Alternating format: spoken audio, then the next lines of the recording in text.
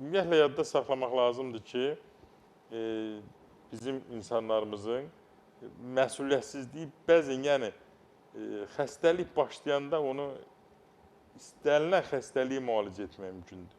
Çox təəssüf olsun ki, bəzi xəstəliklər vaxtını keçirəndən sonra müalicə eləmək mümkün olmur və hətta çox çətin olur.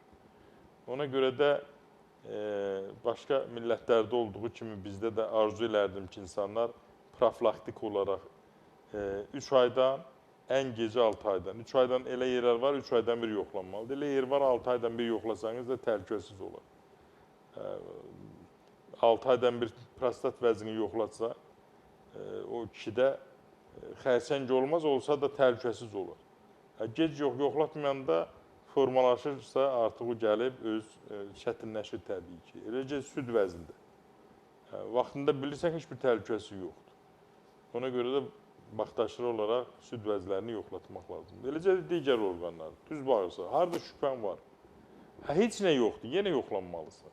Niyə? Profilaktik olaraq yoxladırsan, xəstəlik müəyyənləşir və müalicəsi bir mənalı şəkildə müalicəsi olur. Mən yenə deyirəm, ən asan müalicə olunan xərçəngdir. O vaxt ki, sən onu vaxtında bilirsən.